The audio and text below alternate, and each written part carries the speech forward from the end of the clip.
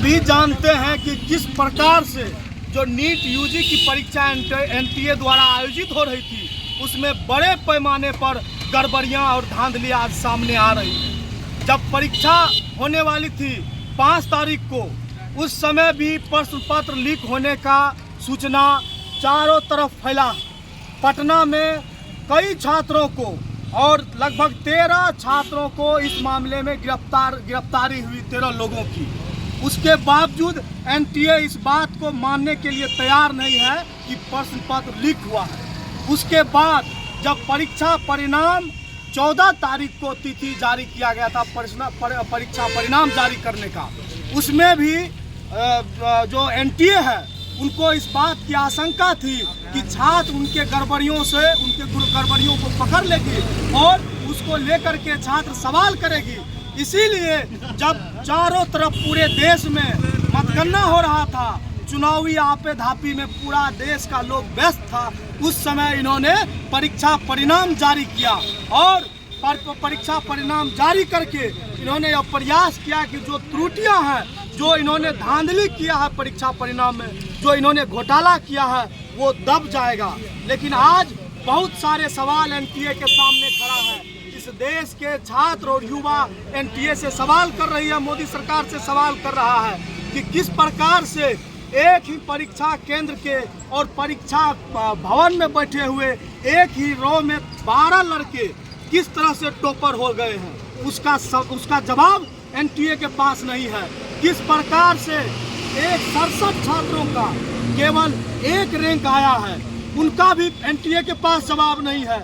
उसके साथ साथ एक्सपर्ट यह बात साफ शब्दों में कह रहा है कि नीट की परीक्षा में 715 से 716 से अधिक मार्क नहीं आ सकता है। उसके बावजूद हजारों के संख्या में छात्रों को 718, 719, 717 मार्क दिया गया है। तो आज छात्र एनटीए से यह भी सवाल कर रही है कि आप बताइए कि छात्रों को 718, 719 कैसे मार्क आया है।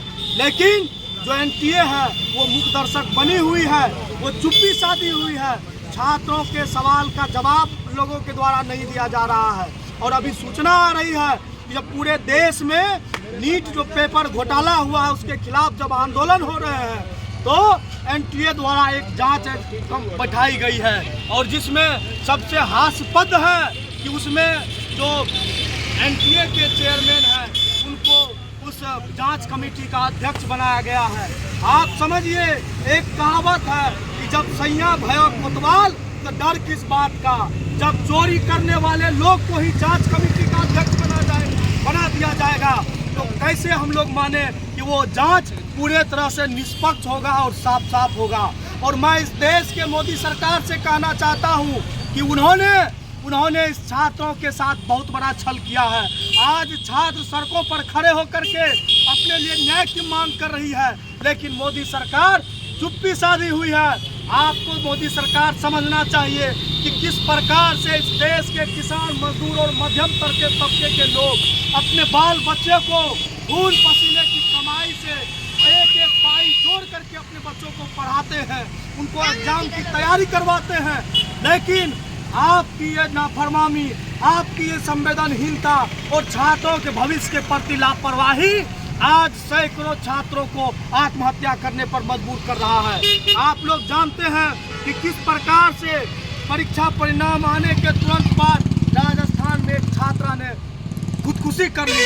आज लगभग छात्रों की यही स्थिति है। छात्र पूरे तरह से हतोत्साहित है। सरकार संवेदनहीन बनी हुई है। एनएसयूआई सरकार से लगातार मांग कर रही है कि आज देश में जो हालात है, किसी भी संस्थाओं पर हम लोगों का कोई यकीन नहीं है। इसीलिए हमारी मांग है कि सुप्रीम कोर्ट के देखरेख में एक जांच कमेटी बनाई जाए और इस मामले की जांच की जाए। और जब से मोदी सरकार इस देश में आई है, लगातार तमाम तरह के परीक्षाओं के प्रश्न पत्र परीक्षा से पहले ही लीक हो जाते हैं। इसलिए हम लोगों की एक यह भी मांग है कि सरकार ये कानून बनाए, एक नीति बनाए कि अगर कोई भी प्रश्न पत्र लीक मामले में पकड़ा जाता है तो उन पर कठोर से कठोर कार्रवाई की जाए।